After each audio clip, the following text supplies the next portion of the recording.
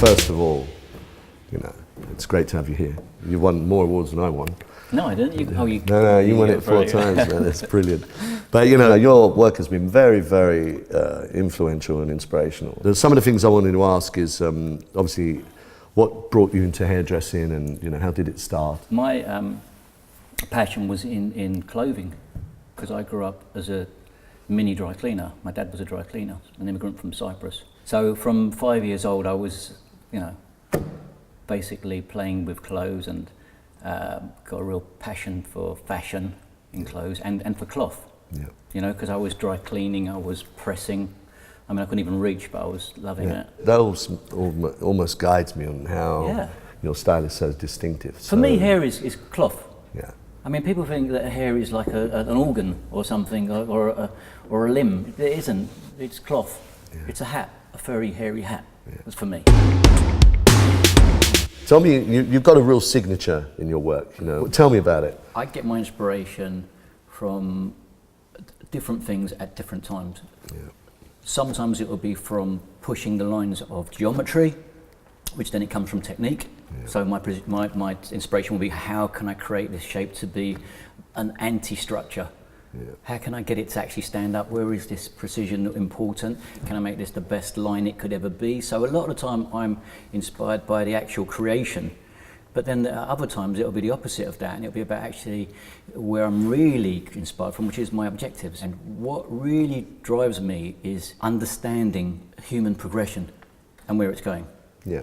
And what people's needs, desires, objectives are. Well, we were raised to make the client happy. We're in the service business.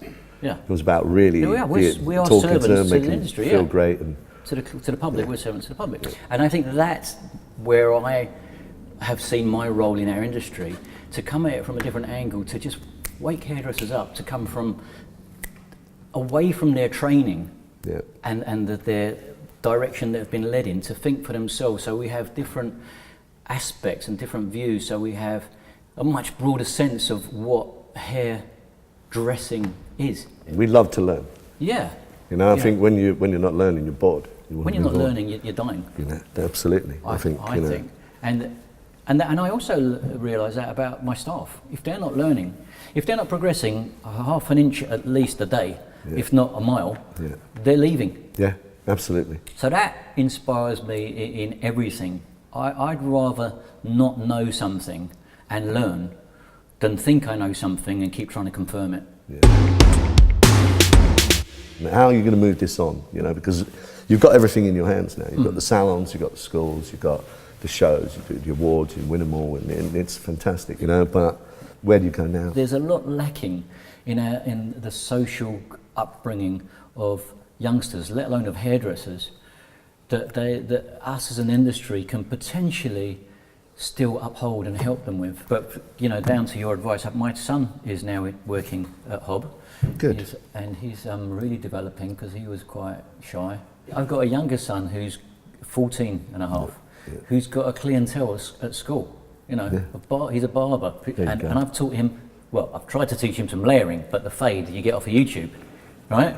Getting him to come into the academy to learn is like Murdy saying, you know, well, Dad, I can get it off of YouTube, I can do it, you know what, get on with it. And when you're ready, come and ask me. That's fantastic. Our industry is one of the only things that a computer can't do. I had a row with somebody the other day, actually, you can get a haircut by internet.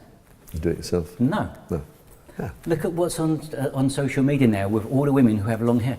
Yeah. So actually, you're not getting a haircut, but you're not getting a haircut because of social media. Yeah. And this is what really interests me, because I've always worried, right, what the future of our industry was. Because if you go back to the 17th century or the 15th century or 1960, when hair was very intricate, and then it became, instead of the wash, shampoo and set, and Marcel finger, it became a cut and blow. Yeah. And then it became a wash and wear. And then it became, you know what, soon it's going to be a ponytail, right? So I always figured that ultimately we would get to the point where all men would have a crop, potentially, and all women would have a ponytail, like Gattaca. I think we need to expand our industry into fashion, into psychology, into humans, into people, into understanding what we actually do. What is our role as hairdressers? I think we're getting further along that line. you know, in the 50s and 60s, we were people that fuffed people's hair around and made them, you know, look... In America, we're all going around like that. Yeah, exactly that. But, and now we play a bigger role in that. But we do need to find a new role, I think, for us in hairdressing. I think things are really, really changing. I'm looking forward to hopefully being part of that. Absolutely. Thanks, man. You're welcome.